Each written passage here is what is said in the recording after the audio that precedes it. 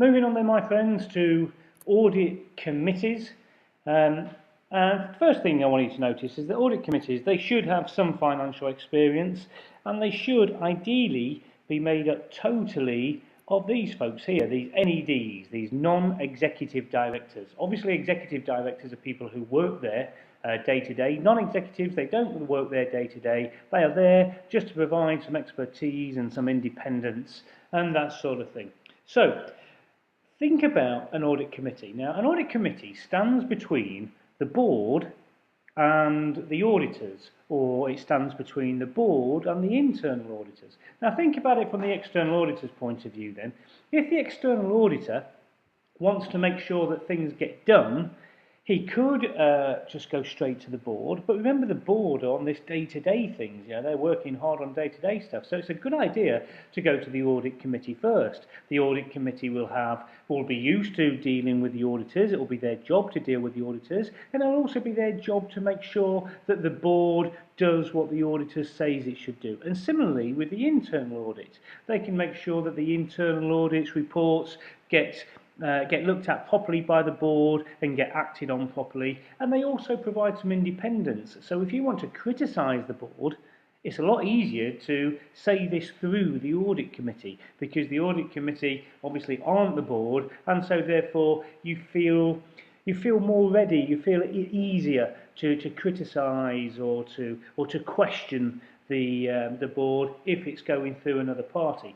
So that's the idea of where they should be. Now, it's not a legal responsibility, it's just to have one, it's just good practice really to have one. So what is it that they do then? They will improve the quality of financial reporting because they've got financial experience themselves, and also they're in charge of things like internal controls. And internal controls, meaning there's less risk of fraud or error, means this should improve. Increases the confidence of the public? Of course it does, because the public think, great, there's a committee there who's making sure that the audit is being done properly, and they're making sure that the board is doing it properly, and they are independent. It assists directors in meeting their responsibilities in respect of financial reporting. Yes, again, because it frees up the executive director's time. They can get on with running the business, and then they can speak to the audit committee at a set time, and they can help them with their responsibilities of financial reporting. As we spoke about at the very start, it's an opportunity for the external auditors to report concerns or issues instead of directly to the board, but through the audit committee. So it provides this channel of communication to make things a bit easier. Yes, they review internal controls to make sure that everything is working properly, and they also appoint the external auditor, and that's because that's because they have knowledge of this. They often work for lots of different companies, so they know who's a good auditor, who's not, and they also know when the auditor is doing their job. And because they're focused on this, then they should be able to provide the board with some good information as to who would make a good auditor. Okay, and then strengthen the position of the internal audit. Yeah, they should do that. They should make the internal audit stronger, because the internal audit team aren't reporting to management directly, they're reporting to the audit committee. But look what I've written here. Strengthen the position of internal audit by providing less independence from management. Is that correct? Have a quick think about that. Strengthen the positions of the internal audit, who report to the audit committee, by providing less independence from management. Hopefully you can see that's complete nonsense. They are providing more independence from management, because they stand in between the internal audit and the board. Internal audit can happily report to the audit committees, and then it's for them to go and speak to the board. Okay, cool. So one of these is again wrong. We've said the internal audit reports to the audit committees. So let's have a look. Which one of these is wrong? Ensures communication between the board and internal audit. Yes, it does. Internal audit reports to the committee reports to the board, and make sure that everything gets done properly. They review internal audit work. Yep, they do, because the internal audit reports to them.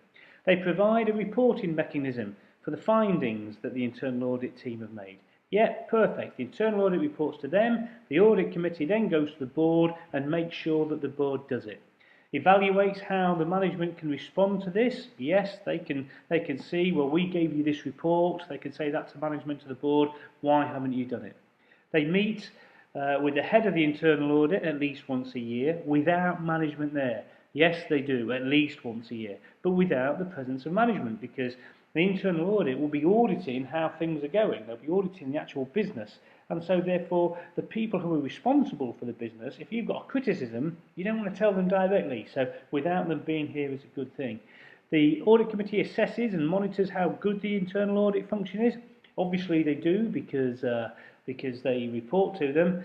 And what the Audit Committee should do is kiss the Finance Director passionately every morning. Yeah, that one's true as well. Okay, moving on. Advantages and disadvantages then. Help me with this.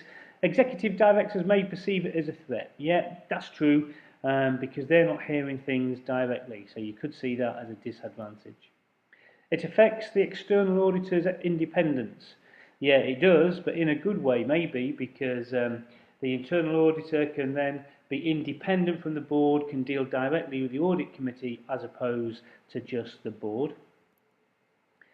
Good for corporate governance. Yes, it is. It is one of those things that is recommended. It's not legally needed, but it is recommended as good corporate governance. Cost, yeah, it is costly, and it's also difficult to find the right people to get on the audit committee.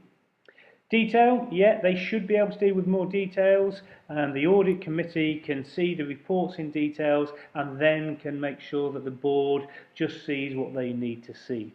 Should improve internal controls, because that's their job, to make sure everything is running correctly and the internal audit department reports to them. Should make use of their expertise. Yeah, the NEDs, they will work at different companies, will have different experience, and so should bring some expertise. Communication between the board and the auditors, yeah, should make that nice and easy, because the board reports to the audit committee, the auditor reports to the audit committee, and the audit committee then deal with the board. Obviously, the external auditor can deal with the board directly as well. Saves on executive directors' time. They can get on with running the day-to-day business. Independent reporting. Yeah, we've talked about that a lot. So, corporate governance and audit committees. We've said it's a great thing. Generally, why? Helps public confidence to know that there's somebody independent overseeing everything. It helps directors with financial reporting responsibilities, because they can tell them exactly what is needed. Also helps directors get on with what they do normally, and it helps with independence, both the external auditor, as I've written there, and also the internal audit.